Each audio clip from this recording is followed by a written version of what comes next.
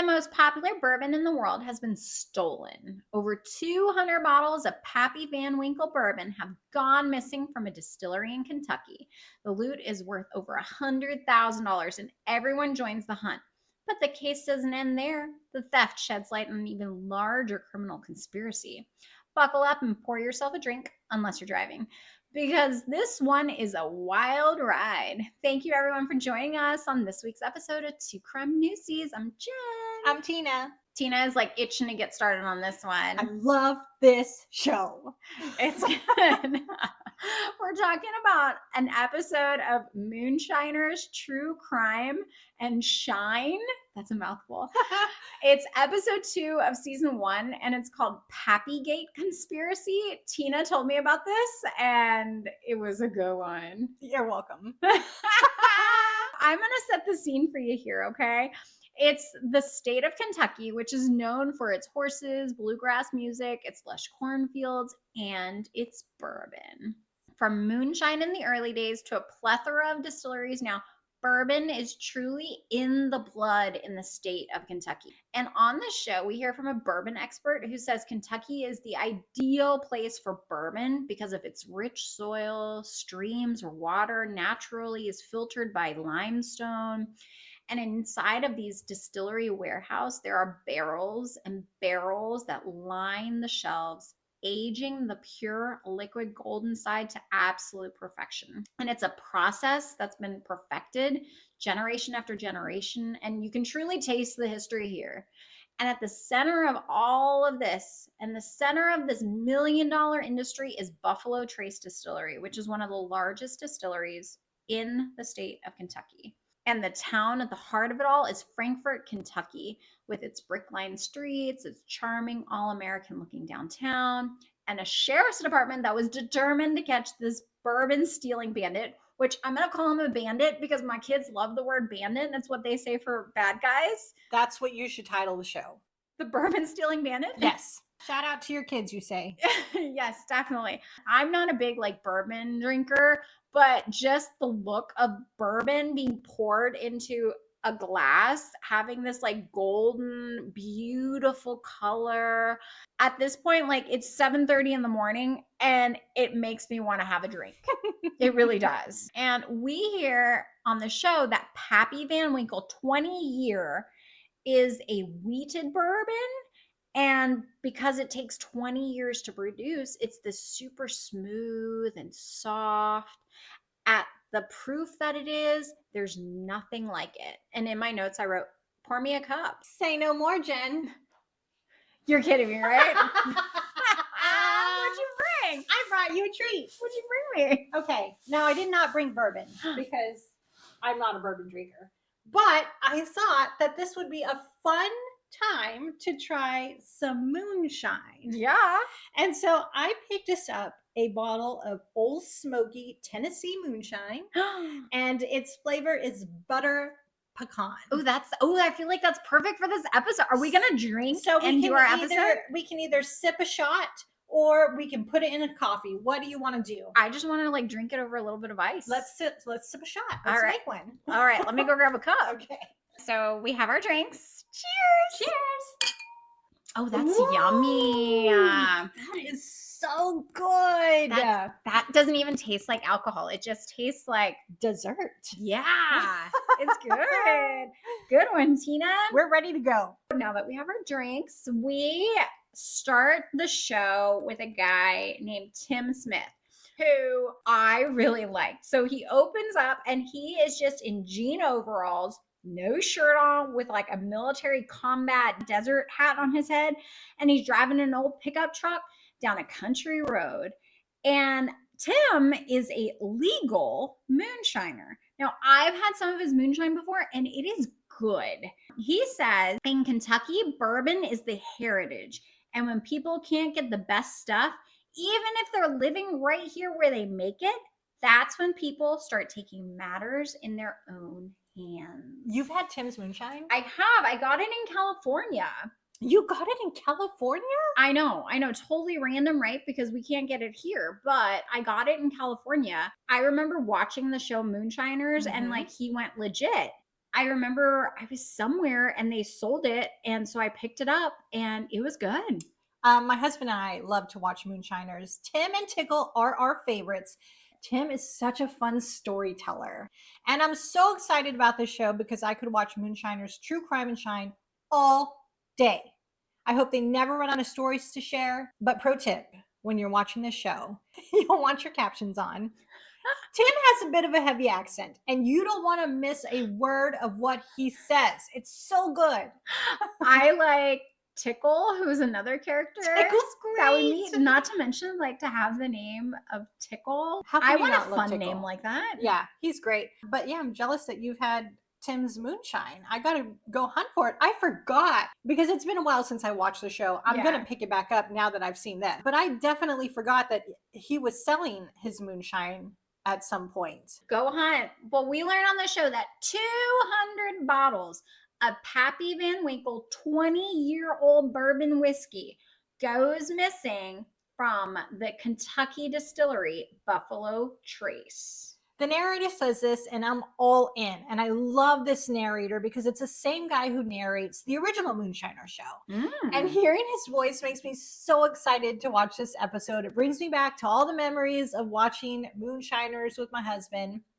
And also, this case again happened in Frankfort, Kentucky, which is the capital of Kentucky. And a former reporter on the show says if you don't work for state government here, if you don't work in a factory, then your main employer is a distiller. And they say everyone in Frankfurt has some kind of connection to the bourbon industry. And I wrote, those lucky ducks. What a fun industry. Right? I feel like it'd be totally fun. And I think that's part of the like bourbon trail, right? Well, we learned that this many bottles of Pappy Van Winkle has an excess street value of $100,000. Apparently, it's so good that it's $100 an ounce. And you get about 20 ounces out of a bottle. That, in my opinion, I wrote, they're making some cash money because it's not just money. They're making some cash money on this. One bottle costs about $2,500 for a bottle. For one bottle. It's the most sought after liquor, or one of the most sought after liquors on the planet. I've never heard of this stuff. So I wrote, Jen, do we need to plan a road trip to Kentucky? Yes. And have $100 shot of Kentucky bourbon? Because you know how the younger generation is spending their money on experiences instead of stuff. That's an experience. I would consider that an experience, and I think we should do it. I would totally be down, Tina. Oh my gosh. Yeah. I had heard about Pappy Van Winkle before. When I was living in California, there was this bourbon-y type place that my husband and I would go to. And they had Pappy Van Winkle on the like menu, the tasting menu, and it was astronomically priced. So you want that stuff if you're like a bourbon-y type drinker. I mean, I'm not a bourbon-y type drinker, but the way they described this on the show and looking at the images, like you said earlier, it made you want to have a drink. Yeah. It does. I want to go there. Let's go, thirsty. Tina. It makes you thirsty. That's why you brought us some moonshine. So on the show, we heard from Ron Wyatt, who is a former Franklin County Sheriff's deputy. Now, Franklin County is where Frankfort, Kentucky is. Ron says, Pappy Van Winkle 20 years, the hardest bourbon to get your hands on because it's supposed to be the best bourbon there is. He says it would be like if Popcorn Sutton's moonshine was stolen. And in my notes, I wrote, who in the world is Popcorn Sutton? You don't remember Popcorn from Moonshiners? No. Okay, so he wasn't on Moonshiners. He passed away before the Moonshiners show began. Go back and watch Moonshiners. He's a legend. Okay. And he passed away, but his legend lives on through the Moonshiners who attempt to make popcorns shine. Oh, okay. So it's like the gold standard of moonshine. Okay. So I haven't watched Moonshiners in years and years and years, but apparently there's like more than 20 seasons of the show. I think I watched it like the first season it came out, where like these people were running through the backwoods of Kentucky, like hiding their stills, and like you see it like slowly trickling out of these stills, whatever they're called. Oh my gosh.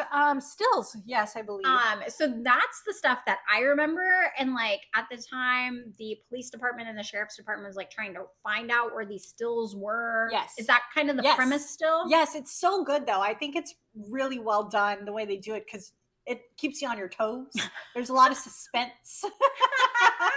The characters, I think, make it such a fun watch. Well, if Digger is on the show, Digger's on the show? You know, Digger has to be on the show. He says that people always want something that someone else has. And that's where the Pappy Van Winkle and Popcorn Sutton liquor comes in because there's very little of it out there, and that makes the price skyrocket. Now, I adore Digger. I think he is just this like priceless gem who needs to be like put into a museum. He's sitting there, right, in a gray t-shirt, some blue jean overalls, and he's got his little American lapel pin on his overalls. I want to have a drink with this guy because I feel like he would have some stories to tell. Let's do it. Digger, if you hear this, give us a shout out. Let's go have that drink. Anyway, because it takes so long to produce Pappy Van Winkle, and I do love to say that name. 20 years. 20 years. There's not much of it available. And it's not on the market very often. So it's scarce, and that makes the value of it soar. And we hear that people have traded guns and cars for a bottle of Pappy Van Winkle. That's nuts. Mm-hmm. Now, let me set the stage for you here, okay? Because you know I love to do this, right? Yep. How I'm picturing it in my mind is I want you at home to be picturing Okay, it too. do it. Okay, so we have Tickle. Tickle who is sitting there with Tim Smith, the no-shirt overall dude, and they're open the show. They're sitting on the back of an old pickup truck, and they're talking about how they never have tasted Pappy Van Winkle until now. And so they bust out a little bottle of Pappy Van Winkle, and they have some sips, just like Tina and I are doing right now with our little moonshine. Ours is much cheaper. It is much, but it's still tasty. It's good. So I want to give you a little bit of history of Pappy Van Winkle. So in 1994, Pappy Van Winkle releases the first 20-year-old bourbon. And it's the world's first one of these that's 20 years old. And that's when we hear on the show that culinary masterminds from around the world start talking about this bourbon just the same way as they're talking about making food. Like you have stars like Anthony Bourdain who are talking about this specific bourbon. Yep. On October 14th, there was a theft reported at Buffalo Trace Distillery in Frankfort, Kentucky. Now, Buffalo Trace, again, is the one that makes Pappy Van Winkle 20 year. Apparently, somebody at Buffalo Trace called the Franklin County Sheriff, Pat Melton, to report that the theft of a $27,000 worth of Pappy Van Winkle bourbon had been stolen. Well, turns out it was much more than $27,000 worth of Pappy Van Winkle. It turned out that there were 74 cases, right? Mm-hmm. Cases stolen of Pappy. That's roughly, we hear on the show, 222 bottles with a street value of more than $100,000. That is a lot of cash. Mm-hmm. The sheriff says at the time he didn't know what Pappy Van Winkle was. The amount of time they put into making this bourbon is what makes it extremely special. This is the only distillery that makes it, and it has 3 special qualities according to a bourbon expert we see on the show named Tim Jones. Tim Jones. I feel Mhm. like that's a song. Remember that? Mike Jones. You remember that? Yes, we're not. This Your- isn't Mike Jones. Your husband would He know that would song. be so happy that you said it right now, and I bet he's probably at home also saying Mike Jones. Mike Jones. He knows. Yeah. So Tim Jones, the bourbon expert, says that what makes Pappy Van Winkle so special is how smooth it is, how soft it is, and the proof that it is, which is, I believe, something you mentioned earlier. I'm getting all warm inside right now. Warm and fuzzy Yeah. from the moonshine. Tim says there is nothing else like Pappy Van Winkle out there. Let's Now, go, Tina. if you're curious, as I am, about how this liquor tastes, we do get a good description of it, I think. We go back to the scene with Tim and Tickle sitting on the back of the pickup truck. I also loved that scene. It seems like they're getting a little loopy. loopy. They're getting a little loopy. And I just something about that scene, I just feel it's so comforting. Like the sun is shining in the background. There's so much greenery. There's around. a barn in the background. Yeah, it's great. Anyway, so we go back to the scene with Tim and Tickle sitting on the back of the pickup truck with a bottle of Pappy Van Winkle. And they're each taking a shot. $100 of Pappy Van Winkle down the hatch. Let's do it. Tim says it looks good and it smells like a dessert. Tickle says he can smell every bit of life of the oak from the barrel. I feel like that's a good line. That is a great line. And Tim says he's picking up notes of caramel and Caramel. Oh, here we go. Oh, here we go. Caramel. You and my husband, the same. It's caramel. What'd I say? Caramel. Caramel. Caramel. Tomato, tomato. No, it's a tomato. No, it's a tomato.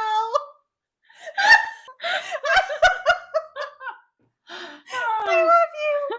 It's kicking in, Tina. Okay. Caramel. He's picking up notes of caramel.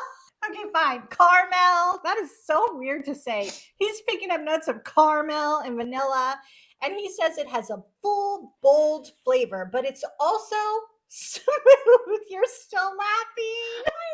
I feel like we're getting drunk. No, not me. This thing is only 35 proof. That's not a lot, right? I mean, I feel like 35. what is a normal bottle of rum proof? I don't know. How many bottles of rum are you drinking straight? No, I'm just saying Are you a put pirate? you put a shot of rum in your Coke, right? I mean, that's what I do. I like vodka.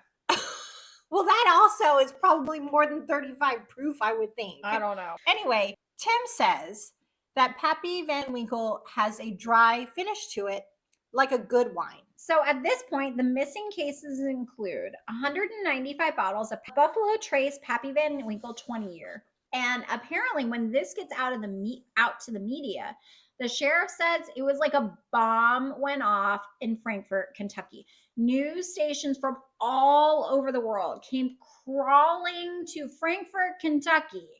And he says during a press conference at one point, he looked straight at that camera, breaking that fourth wall that we've talked about before on other episodes, and said, "You better turn yourself in to the person who stole it."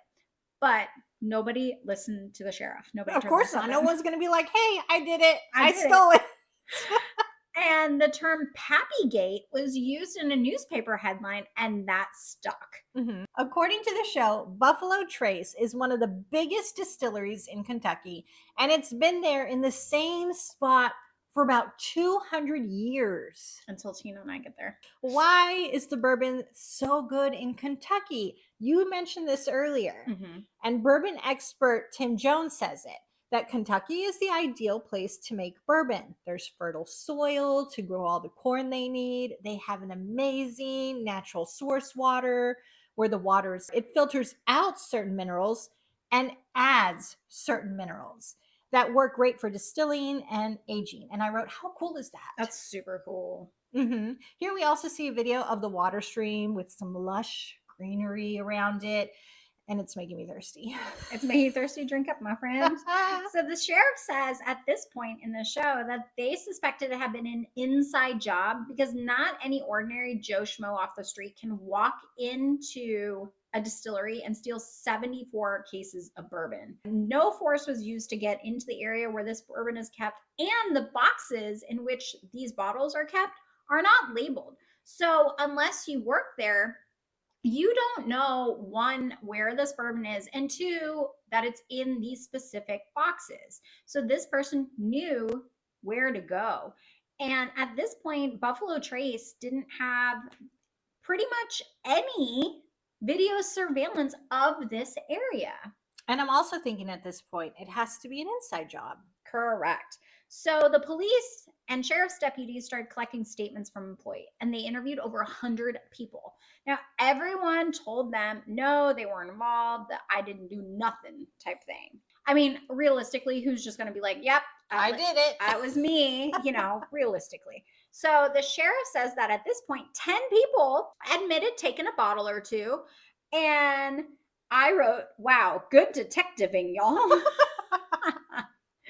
I mean, I feel like it's also something, though, for you to get people to admit that they actually stole something. Like, that's pretty good. I guess so. Tim Smith, with his no shirt and blue jean overalls here, says where he comes from, they take care of themselves and leave the law out of it. So you don't tell on your neighbors. And we're told on the show that at all of these distilleries, there's kind of a culture of what we're going to call sampling. We're told when you're leaving at night, you're on your way home for the night, you might fill up a jug or take a bottle with you. And that at the time, we hear was kind of the norm. And I mean, at that point, I want to go work at a distillery. Again, lucky ducks. Yeah. I mean, you have to taste it, right? It's only fair to make sure that what you're selling to the public is good and it's not poisonous. Yeah. Yeah, I agree. Sampling. I like it. Sampling. Yeah. So Digger says that the employees would pour their literal like blood, sweat, and tears into these barrels of bourbon. And truthfully, most of them don't make enough money to buy it themselves. That doesn't really leave you many other options when you want to try it. Digger says that he owns one bottle of Pappy Van Winkle and he never takes it out of his gun safe. He says, and he's not leaving it behind. If he dies and no one wants to drink it, then they can pour it on his casket. I said that's serious. It is serious stuff. So we hear from the sheriff's office that leads started going cold. And so they put out a $10,000 reward, which I feel like a $10,000 reward is not very much for $100,000 worth of liquor. That's exactly what I said. $10K isn't enough. You need to throw a couple bottles of Pappy Van Winkle on top of that. Yeah. So, and what they also did was they also created a text to tip phone number, which I think is genius. People can text the sheriff's office with leads. And I think this is truly so smart to create a text like tip line because you don't feel as scared texting somebody as you would calling them. Right. You'd feel nervous talking to them. And at least when you're texting, you can kind of control your message. Yep. Leads started coming in, but nothing really panned out at this point is what we're being told. The case goes cold. From 2013 to March of 2015, it was cold. And then one day on March 11th, 2015, they got a lead from an anonymous source, one of those text to tip line texts. And the tip said, "How would you like to know where some stolen barrels of whiskeys are?" Whiskeys are. That makes no sense. How would you like to know where some stolen barrels of whiskey are? There you go. There you go. And I feel like for police at that point, it's a like, woohoo, let's go. This is the tip that broke the whole case open. No pun intended. I'm also thinking, someone made someone else mad and they're about to get revenge. The tip said, we hear on the show, that 5 barrels of bourbon were behind somebody's house. The guy's name was Toby Kurtzinger. He apparently lived on the outskirts of town. He lived next door to a cell phone tower. Tina has an interesting factoid about Mr. Toby Kurtzinger. Remember, we had talked about this was potentially an inside job. Toby was a longtime senior employee at Buffalo Trace. So authorities go to Toby's house, but no one answers the door. And so the property right next door to Toby's has a cell phone tower on it. And so the police are able to go onto the cell phone tower property, but they can't go all the way onto Toby's property. So they kind of make their way through the cell phone tower property, and they're peeking through some bushes. And then all of a sudden there comes this movement of the wind. The wind shifts and they smell it. That sweet alcohol bourbon smell. I said that's crazy. How did they expect to get away with it when you can literally smell the liquor in your yard? I bet he was giving some to the neighbors to keep them quiet, and he made one of them mad. And then they went and called police on him. I think that's probably the only way it happened. Or he made somebody who knew about it mad. Yeah. And they were like, well, fine, I'm going to go tell on you. As the mafia likes to say, we don't like no rats. I'm not messing with them. So detectives say that when the wind shifted, they could also see some barrels under a tarp on Toby's property. That right there was enough to apply for a search warrant. And when they got their warrant, they went back out, pulled back the tarp, and there were 5 full barrels with the maker's mark blacked out at the top of the barrel. Now, we hear from Digger that there is no reason to black out the maker's mark. A maker's mark is kind of like the label on top of one of these caskets. And he says it tells you, this maker mark, which barrel it is, when it was cast, when it was taken out of the barrel, when it was bottled, and what proof it is. It truly takes away the value of the liquor if you mark this out. This makes me so mad. You're ruining the liquor, sir.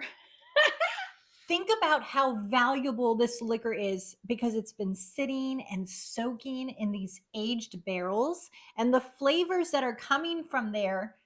And you spray paint on those barrels? Mm-hmm.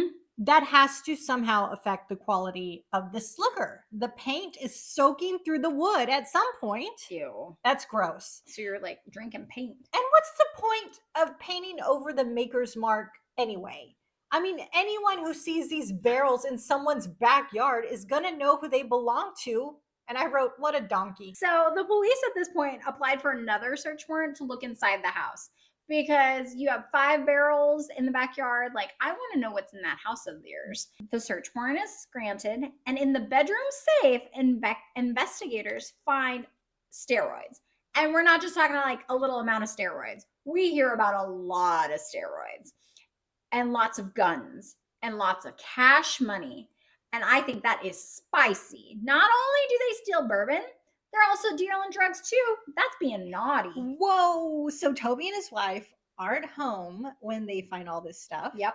A constable calls Toby and tells him that the sheriff's office is at his house and that he needs to come home now. And Toby knows he's in trouble. The sheriff says that Toby, who worked at Buffalo Trace, knew he was caught, so he started talking. And we hear a recording of this police interrogation on the show. And Toby says he was working there for 26 years and he was working in processing when Pappygate happened. He said he had no idea what happened with the other missing Pappy Van Winkle bottles. You have 5 barrels in your backyard. What are you talking about? I saw your note on that and I said, that's so funny. 5 barrels, Toby. Did you just stumble upon them in the woods? Did you think they were pretty and brought them home as yard decor? Oh my gosh. So Toby tells investigators that he's holding these barrels for a friend named Sean Searcy. That's everybody's excuse. They belong to my friend. and apparently Sean Searcy works at Wild Turkey Distillery. Red flag. Toby admitted to deputies that the steroids found at the house are in fact his and for his personal use. Now, mind you, on this show, they talk about an abundant amount of steroids. Like, this guy is not Popeye, okay? Okay. I like when the officer says in the interview we hear, there's quite a quantity of steroids there. I mean, they talk about the amount of steroids, and I feel like an ox couldn't even use as much steroids. Like, there's a lot. There's a lot. Yeah, they bring Toby's wife in, and she tells Toby to shut up. And he stops talking. And I wrote, laugh out loud. I feel like there's always one donkey in a relationship. I'm the donkey in mine, and Toby's the donkey in his. That reminds me of this past weekend when, so Tina and her husband and I and my husband are in a like group chat together. And so we're like chatting, and Tina's husband, he referees certain sporting events, and he was like, hey, Jen, maybe you can come over this weekend to like butter Tina up because I want to start reffing even more. And Tina was like, oh boy, oh no. And I was like, it's okay. I'll bring some alcohol with me. We'll get Tina all like loosened up, and then she'll be okay with you refereeing more games. Games, more games. I like a board game, okay? But being out and watching a sporting event, it's just not my thing. No. I'd like a live sporting event, like an MLB game or like an NBA game or whatever. Like, I'm all for like an actual sporting event. I have trouble when it's like sitting in front of a screen watching a sporting event. That's the worst. At this point, Toby and his wife, and her name is Julie, were both arrested, and a search warrant was issued for Toby's phone, We hear on this show that police say they recovered texts and deleted messages, which I didn't even know was a thing that like they could do. They could go back in like your history. Oh, for sure. Investigators say that it all revolved around softball and bourbon. And I feel like this is just getting stranger and stranger. This entire scheme of bourbon thefts and steroids all centers around softball and bourbon, is what investigators say. I wrote softball. I'm so invested. What could softball have to do with any of this? Well, apparently in the town of Frankfort, Kentucky, it had a lot to do with it because Toby, according to the show, was big into softball. And Julie, who was his wife, owned a gym at the time. Now, the sheriff says that Toby's phone showed them he sold a lot of bourbon and a lot of steroids, and that he was the main man in this chain. I'm still confused because what does this have to do with softball? Does he need steroids to be better at playing softball? No. We'll get to that. Okay. So Digger. And remember, Digger's the one that I love, Digger. Him with his gray shirt and his jean overalls and his little Americana pin. Mhm. He's just so cool. And Digger's pretty wise, I think. I do too. I feel like he is just a wise man. Mhm. Digger on this show says you don't write anything down and you darn sure don't put anything in your phone. But this cat was putting everything on his phone, and he got his whole house of cards caved in because he chose to put his business on his phone. And I wrote, who would have thought a man named Digger would have the biggest brains of the bunch here? Yep. What a smart guy. He is. The detectives on the show say that Toby would steal bottles because bottles are easier to steal. I mean, it's a little harder to wheel out a giant, barrel of bourbon. Yes. But when that wasn't making him enough money, he would start stealing those barrels. And in my mind, like, I'm picturing this as it's evening time, like the sun is setting and everybody is going home for the night, like the distillery is closing. And here is Mr. Toby going in there and just wheeling one of these barrels out of the distillery holding area and loading it onto his pickup truck. Like, that's what I see. Mm-hmm. And at this point, there's no way that he can do this by himself. No, I agreed. He had to have some help. The barrels are heavy. And now that I think about it, is that what he needs the steroids for? Boom! Crack that case. What is it? Softball and steroids. Softball, steroids, and barrel rolling. So we hear on the show that one of the bottles that was stolen was Eagle Rare Bourbon, which we're told you can't even put a price on that bourbon. So I guess that's an even like elevated version. You know what I'm saying? Yeah, I missed that. Well, good thing you have me. Yeah. So True. texts on the show reveal that Toby was selling bottles for about $850 a piece and barrels for $1,500 a piece, despite a barrel being worth $11,000. Think about the amount of money he's losing on that. A barrel is worth $7,000 and he's selling them for $1,500. Again, I wrote, what a donkey. $1,500 for a barrel. I'm like, hold my whiskey. I'm going to go visit Mr. Toby. Sir, you can get $1,500 for half a bottle. Mhm. What are you doing? Of course you're not making money. I'm so annoyed right now at this point in my notes. I can't even type. That's what I wrote. Like, I'm misspelling words. I'm typing furiously. Like, what are you doing? Yeah, well, we go back to 2006 at this point, okay? When Tim Smith says they've got so many barrels, it's like a kingpin operation. So they're at this point in 2006, and they've been doing this all this while. Imagine how many barrels they stole. They were stealing entire barrels since 2006. How does no one notice that since 2006? That entire barrels are missing. Until 2013 when this happened. The criminal enterprise is laid out on Toby's phone like a mafia tree. At the very top, right, you got the ringleader. You've got Toby. I feel like someone else should have been the ringleader.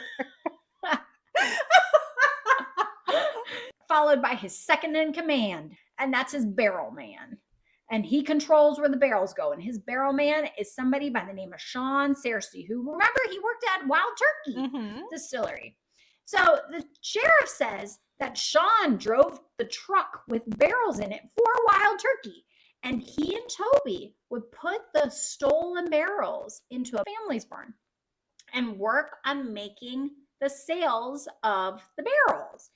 And below that, on that mafia tree, you have other people. You have somebody named Michael Sean Ballard. You have another one named Ronnie Hubbard. You have another one named Dusty Atkins. And we hear that Dusty Atkins was a bottle distributor, and he knew people with the money who wanted those bottles. We also hear on the show that Michael Sean Ballard, he apparently stole 20 cases of Pappy and 20 cases of Eagle Rare and a barrel. On the show, they interview Michael Sean Ballard. In this police interrogation video, we see that the sheriff says that Toby is rumored to have sold Pappy Van Winkle bottles to some judges.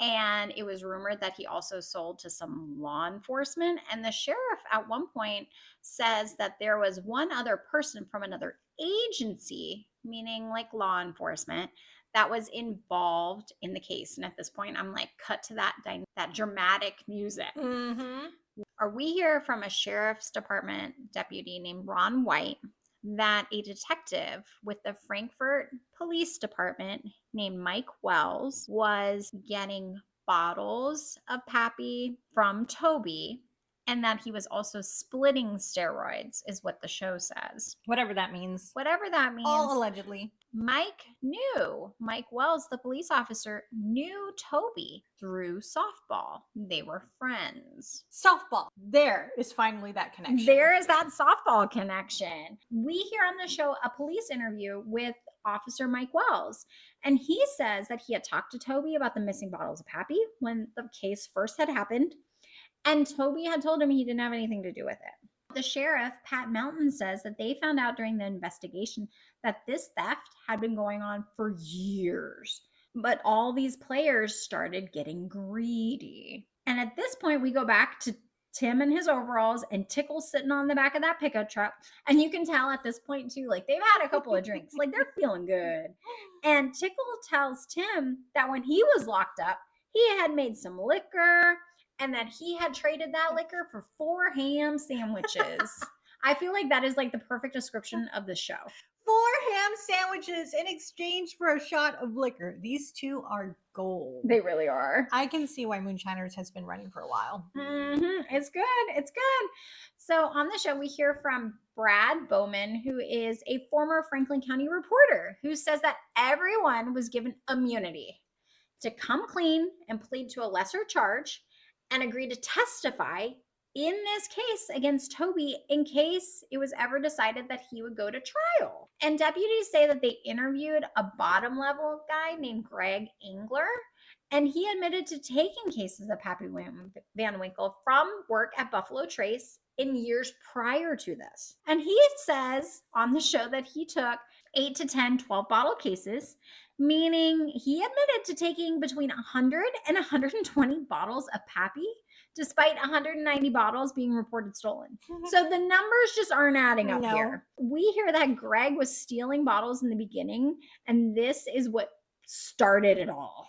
Yeah, they mentioned in the show that this is also a risk you take when you offer immunity in exchange for information.